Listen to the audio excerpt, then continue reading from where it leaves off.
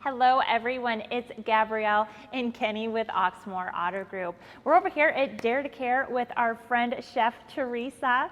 We have a new guest here with us. We have Alma from the Backside Learning Center. We're here today for a new video. It's National Hispanic Heritage Month. That kicks off on September 15th, runs to October 15th. Backside Learning Center do a lot of work in the Latino community here, helping out with the Hispanics that are moving on the backside, getting them acclimated, a lot of outreach. And we thought it would be neat for Alma to make a recipe that she has as a family recipe. And I think we're making enchiladas today, so I'm really looking forward to that. We're also going to cover out some of the partnerships and what's going on while we watch her make this stuff that smells delicious. It smells really yummy. All right, so Gabby, let's get out of the way and let them do what they do. What do you say? Sounds great. So welcome back to the kitchen here at the Parkland neighborhood. I'm so glad to be here with Alma. Again, we always talk about the smell-o-vision in the kitchen. One of these days, somebody's going to get on that for us. It does smell so good in here. So Alma, what are we making today? Well, today we're making enchiladas, and this is my family's recipe. And I'm from the north central part of Mexico, so that's we're going to use a little bit different ingredients than the other ones. Okay, because there's a difference between like what you would get like at a Tex-Mex kind of restaurant and from that region of Mexico. Yes, we use different type of chiles. We have a vast variety of chiles in Mexico, so it changes. Right. So you're starting off with your sauce. Yes. So what are we putting in the sauce? Okay, the sauce is very simple. We're going to use Chile California, which is different from guajillo. This chili is a little bit more sweet and kind of smoky. Kind of smoky, yeah. Flavor. So we're gonna put this in hot water and we're gonna let it rest for 20 minutes. Very important to remove the, the stems? The stems? Yes, and the seeds if you want. Okay. Okay. So once they are soft, then we're gonna blend them with just a little, with the same water that we cooked them on. Okay. And that's it. Oh, so it's very simple. So when you soak off these dried chilies and then blend them up with the water, that's a very concentrated flavor. Very concentrated. And we also, we're gonna use a colander at the end. Okay. Because we're gonna, once we move it to the saucepan, in my family, we like to saute the sauce a little bit. Okay, so you're gonna heat it, we're gonna heat it, put some oil, then heat it, and then we're gonna use the colander. Okay. Pour the sauce in there, and then we're just gonna drain it. Okay, can I see? Yes, sure. Oh wow, look at that. Isn't that beautiful? Yes. So it has to be thick. The sauce needs to be thick, like cover once you dip a spoon, it has to be covered. And this is the secret of my families. We don't use any spices, but a little bit of salt, and the key ingredient is sugar. Sugar? Yes. Okay. It brings the flavor of the chiles. Okay. So well, that's what we use. I'm excited. Family recipes are usually the best ones, so I'm really excited to try this. Okay, so this is the sauce. And of course, then we have the tortillas. This usually in Mexico, we have to use the white corn tortillas. They are more, they absorb better the sauce than the yellow ones. They're a little more flexible too, right? These ones, yeah, it's true. So we're gonna heat them first, because if you don't heat them, they're gonna fall apart. Right. So we heat them, dip it in the sauce, and then we bring it to here. Oh man. Oh, and this is very messy. I should tell you, it's very, very messy. Okay. But I think this is the best way to bring the flavor. Now we're gonna use Chihuahua cheese, which is kind of mozzarella. You can, if you don't have Chihuahua cheese, you can always use mozzarella. Okay. And we're gonna fill them. I add a little bit of, or a lot of onion. And then we make like, we just fold it. Okay, so you fold yours in half like that? Yes. Okay. Some people make like rolls, The rolls. but they're kind of, there's a different skill Gotcha. for that. And then we just, And we're this not is very afraid to get our Mexican. hands in the pan. No, this is a very Mexican thing to do. So we just make sure that they are, that cheese kind of melts, and that's it. That's it. You know, I should mention also that I like to keep it simple, just cheese. Once you put, if you can put any like chicken, some people make like tuna or crab meat.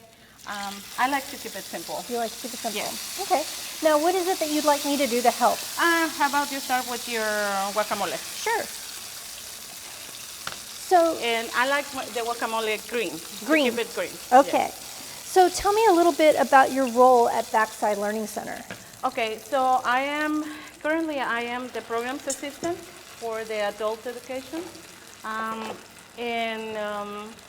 I recruit people for those programs. Okay. So can you tell me a little bit about the families or the children that you serve? Yes, so Backside Churchill Downs, we have a little bit over 1,000 people there, workers. 600 of them, they live there and they only can live there if they are single and they don't have families. Okay. And I'm talking at the barns, and they have also a dormitory there too. So So there's people that live at the Backside. yes, 600, at My least 600. goodness. Yes. And now sometimes they come and go with the horses. They travel around the country, and so the afternoons they start to work very early in the morning. So in the afternoons they kind of have free time, and so we started to. Then that's how the Backside started to be. They started to give teaching English classes for them because it was necessary for their work, for their daily lives. So that's how we started. That's fantastic. What about the children? Because I know that Dare to Care partners with Backside Learning Center for its Kids Cafe. Yes. Well, we have. I have another program for moms and dads too, where the kids have to be between 2 months old and 34 months old. Okay. It's called Lina, and we teach them the importance of reading and having conversations with the kids, regardless of their age. Right. And then we have a support group for parents where we teach them things that they are interested in. Okay, fantastic. Like recently we have a cyber security talk because, you know, the dangers of our teenagers and little kids with the internet. So this is actually is a fast meal because it doesn't seem like it's taking you very long, and the sauce is fairly easy to prepare. So Yes. this is something that could be done pretty quickly on a regular weeknight. Yeah, this is it's a saying in Mexico, like when something is easy, it's like, whoa, it's like making enchiladas. Because it's fairly easy, economic, and comfort food. Comfort food, agree. And to me, it reminds me of my childhood at home with my mom. Like I said, those are the best recipes, I think. Yes. You know, those family recipes.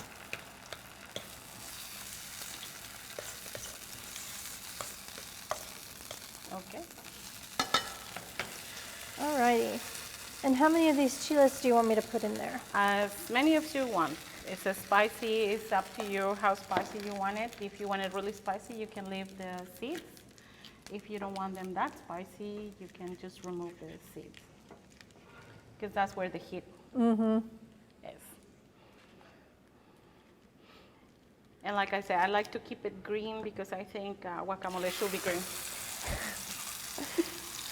I'm a big fan of tomatoes in my guacamole, but that's okay. We'll do it your way today. Okay, thank you. I think after today, you're going to say, like, I think Alma was right.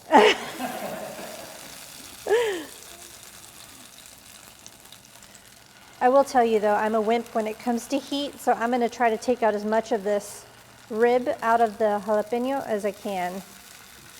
Yeah, and it's also very important that after you do that, wash your hands. Oh yeah. Otherwise, you don't want to rub your eyes. You don't want to rub your anything. Anything. Well, I wanted to keep it PG. Now you can make enchiladas. If you don't want it to be that messy, there is another way that you can do it. Okay. And, What's the other way? The other way. And you're gonna say, why didn't you start that way? So you just dip your tortilla in the oil. Mm-hmm.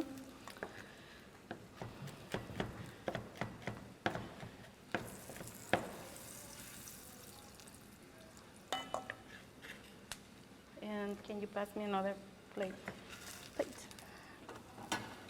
Because I don't have space in there. And then you make it you fry it, but it doesn't have to, it has to keep soft, Okay. okay? So we're looking at like maybe 15 to 20 seconds or so, right? Not Yeah, letting it yeah, fry no, for no, too no. long. No, otherwise it will not bend. And then you dip it in the sauce.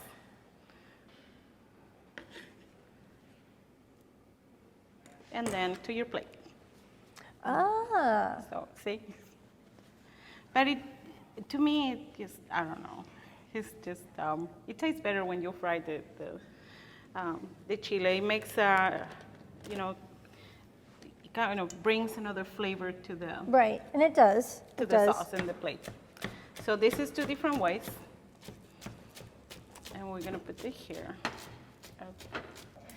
So now we're joined by Peyton. And Peyton, can you tell me a little bit about your role at Backside Learning Center? Sure. I am the communications manager at Backside Learning Center. I've been there since January of 2020, so right before the pandemic. We had Oh my about goodness. 2 normal months, and then yeah. Oh my It's goodness. been quite an adventure so far. So as we're still kind of working our way through COVID, what was the impact that the pandemic had on the folks that live and work at the track? So yes, that year the track was supposed to open around like March 17th, around St. Patrick's Day, which is, as you guys remember, was the time when everything went haywire. Right. So they ended up pushing Churchill Downs' opening date to May some point. I don't remember exactly what day in May, but 2 months. So many of the workers, the people that we work with, hundreds of people were left without work for 2 months. Wow. So that was a very difficult time for our community. So I know that you and I, Backside Learning and Dare to Care, have been in partnership since 2018. And with the pandemic, Dare to Care was doing everything that it could to try to mitigate the effects of the pandemic. Yeah. What was some of the things that were most impactful as kind of a lessons learned for us? Yes, we so appreciate our partnership with Dare to Care during the pandemic. So during the pandemic, when most of our clients and our community members were out of work, Dare to Care really partnered with us, and we were able to deliver 100 boxes of produce, dried goods, all of the above for our community members. So we made about 100 deliveries every week, full of boxes full of produce, so our families were able to have access to produce since many could not, get to the supermarket. So we Right. were very appreciative for that partnership. So what other programs do you have available? And Alma talked to us a little bit about some of the English as a second language classes and some of the parenting classes. What are some other programs that Backside Learning has? Well, in addition to the partnership during the pandemic with Dare to Care Food Bank, we have a weekly food market where we are able to provide 30 plus community members with fresh produce every week. And we also offer that same service at Trackside Training Center. Did you know that there is another racetrack in Louisville in addition to Churchill Downs? No, I didn't know that. Yeah, it was known as Sport Spectrum in the 80s, where they had a lot of harness racing, and then Churchill Downs bought it, I think in 2010, don't quote me on that exact year, but where they took ownership of it, and now it's an auxiliary training center, and That's cool. 400 workers work back there too, so we also provide services over there as well. Yeah, that's fantastic. So how did Backside Learning Center even get started? So we began in 2004 under the Klein Family Foundation, and then we were under the Kentucky Derby Museum until 2016, where we became an independent nonprofit. So we have started, we're strictly like an educational resource center. We had a huge library, and then we've shifted, our services to the needs of the community. So now, in addition to English classes, we offer a lot of social services, and we help with like forms, translation. We offer support with, we help communicate with JCPS. We help enroll kids in schools, and we also offer an after-school tutoring program for our kiddos ages 5 to 18 with after-school homework help, and lots of academic support. The list goes on. So That's fantastic that so many wraparound services around food are happening with your organization, which I think is fantastic. Not only are we meeting that immediate need of food and, like you said, the fresh, healthy produce, but then you're also offering these wraparound services to help shorten the line and getting people to self-sufficiency. I think that's fantastic. Yeah, so having access to that fresh produce, as we all know, the healthy food is always the most expensive. And so being able to help people with that is really a blessing, because we want to make sure that people are getting the nutrition they need to live healthy lives. absolutely. Yes. Well, thanks for stopping by to see us, Peyton. course. I'm Thank going you to so get back much. to enchiladas because they smell fantastic. Yeah. Priorities here. Priorities. Yes. So I'm gonna just clean here because, like I said, this is really messy. Maybe you shouldn't use white paste when you do this. Okay.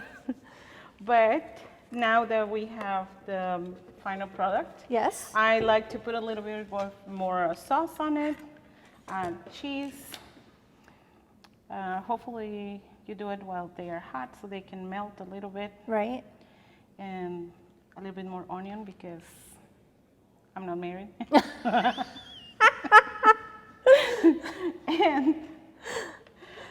and crema. A little crema. Crema mexicana, yes.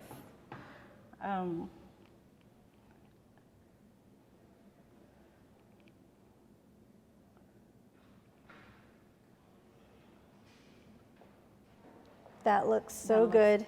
And then do you want a little guacamole? Yes. You can either put it on the top or you can put it on the side, whatever you like. Where do you want it? It's your plate. Oh, it's my plate. Yes. And here we have some rice. Traditional red rice with fresh corn. Ah, so you put corn in your Mexican rice. Yes, my mom used to sneak the vegetables in the rice. We like sneaky vegetables. Yes, so I want peas, carrots, corn. Well, corn is not vegetable, but It's close enough. close enough. And It's doesn't, yummy. and doesn't this plate look absolutely fantastic? It looks super good. It's super fresh. It smells amazing. Can't wait. Absolutely. You said it's mine, right? It is yours. Just don't spill my secrets. Me and my 5,000 friends over there will not tell a soul. Don't, please don't. My mom is going to be mortified. Gabby, a fact you may not know about me, I actually lived in San Antonio when I was a kid from like age 3 to about 5. So I grew up with a lot of authentic Mexican food, and I cannot waste it. My mom made cheese and onion enchiladas that she got from our neighbors down there. I couldn't understand anything they said because I was 3 years old and I spoke very little English, much less Spanish, but it's still one of my favorite recipes, and this reminds me so much of it. I can't wait to try this. Okay, I'm for sure you're going to love it. All right, Gabby, you want to take a bite of it? Yeah, Chef Teresa, did you want to try some? Go right ahead. Yeah, let me try a little piece. I'm This gonna- does look Here you amazing. go. Teresa, I'm going to give you this because I'm going to eat it like a Neanderthal. And eat it with a knife. That's really good. I'm actually going to try some of the guacamole That's too. delicious. Definitely. That's delicious. That's great. Oh, man. That is amazing. Great job. Bravo, bravo. Thank you. Super, Delicious. super good. Thank you so much, Alma, for coming and hanging Thank out you with for us having this morning and making these delicious enchiladas for us. Thank you so much. No, thank you for having us. Absolutely. I really appreciated learning more about the Backside Learning Center. And we're so happy to be putting out this recipe for all of our viewers in support of not just Hispanic Heritage Month, but also Hunger Action Month, which is the entire month of September. So thank you so much to all of our viewers for their continued support, and we can't wait to see you till next time.